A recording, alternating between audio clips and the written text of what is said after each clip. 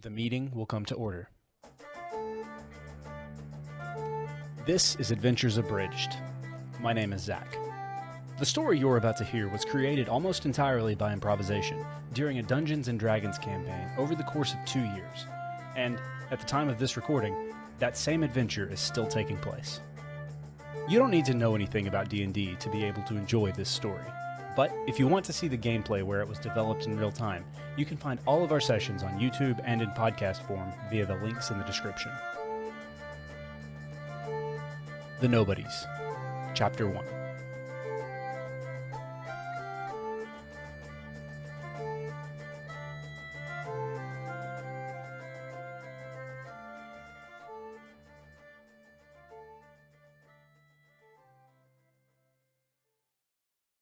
Many stories like this begin in taverns, others on the battlefield or on a ship on the high sea.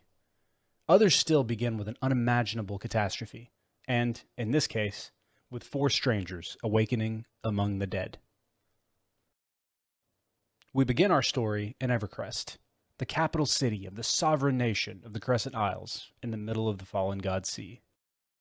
Pearce Goodblood had spent a miserably hot and humid afternoon covered head to toe in blood and gore, rowing a stolen canoe full of dead harpies to the shore as proof of a completed job.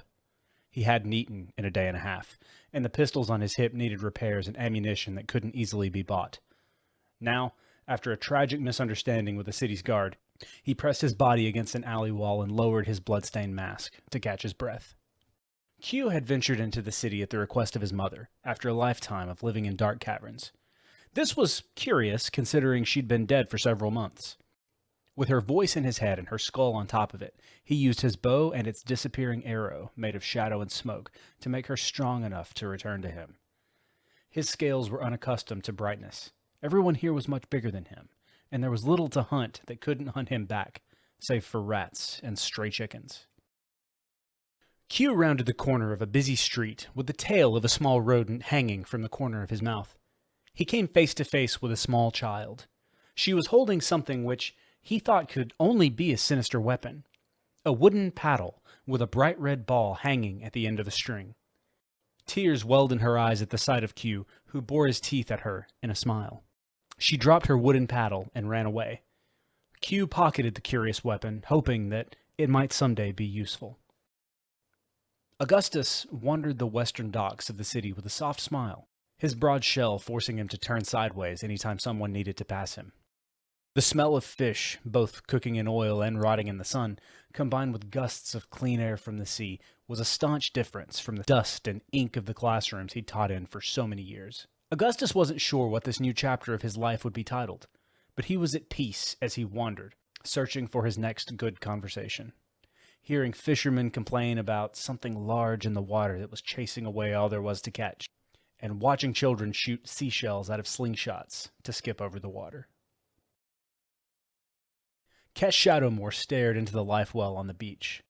This one was little more than a glorified mud puddle with water that never evaporated. Within its swirling pink and blue hues, she blushed at the natural pale of her changeling form.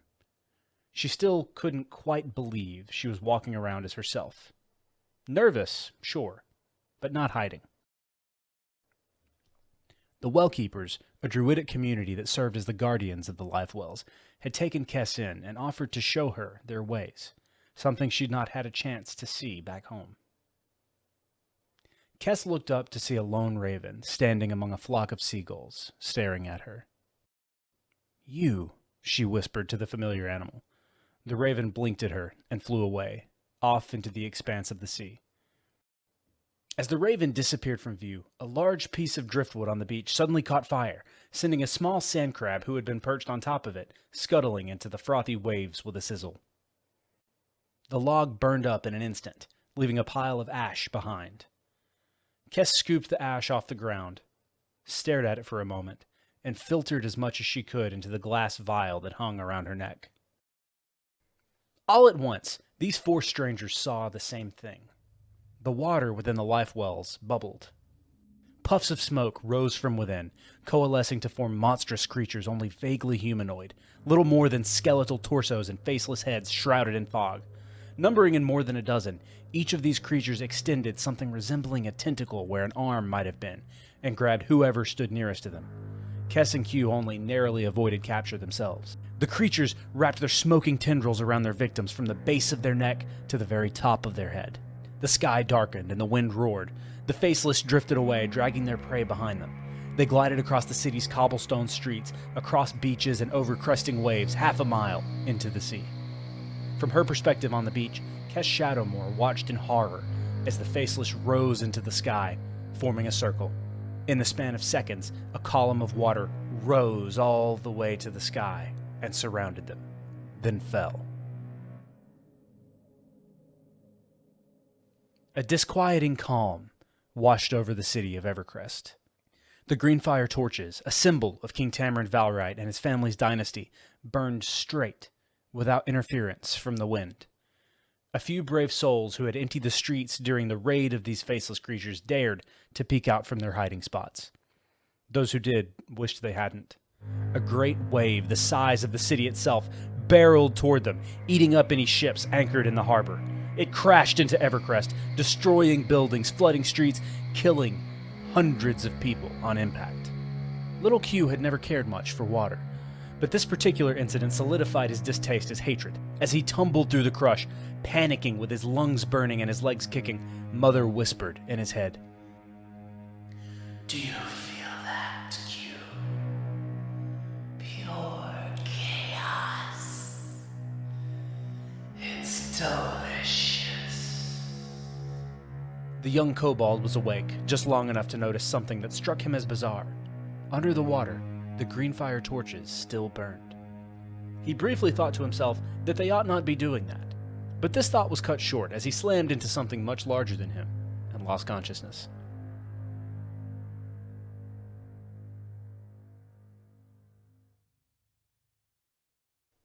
Pearce Goodblood heard voices as if on the other end of a cave. "Have you checked for pulses?" "These ones here is dead." "Put them with the others. With dignity, please." Oof! Pearce shot up and coughed as the elbow of a corpse who had been tossed beside him jabbed into his stomach. "The fuck am I?" he demanded as his eyes shifted to focus. He found himself under a covered tent. On the other side of him were stiff bodies that had already begun to bloat in the tropical heat. His jolt set off a chain reaction. 3 others among the dead sat up with a start. A woman with pale skin, pale eyes, and pale hair. A turtle, and a lizard with a skull on his head. "Sonnigan!" barked an elven woman in a green robe. "Would you like for us to have buried these poor souls alive? Check thoroughly, please." Sorry. What happened?" the lizard stammered. "The gods of the deep have been usurped and evicted of their domain," said the elven woman. "I don't know what any of that means," responded the lizard. "See for yourself," the elf said, pointing to the flap of the tent. The 4 strangers climbed to their feet and limped to the edge of the tent. Once their eyes adjusted to the light, some of them gasped. "Fuck me," Pearce said. Most of the city of Evercrest had been entirely leveled. Much of it was flooded.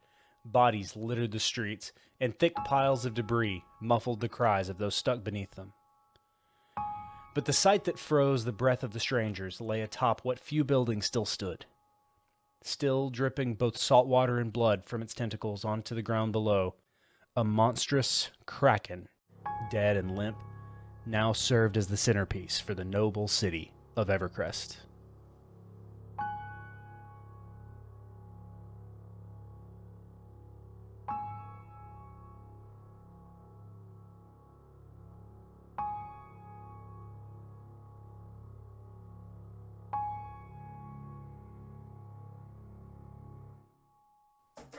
This concludes Chapter 1 of Adventures Abridged. The ongoing story of the Nobodies can be found via links in the description. New sessions are broadcast every other Wednesday. Meeting adjourned.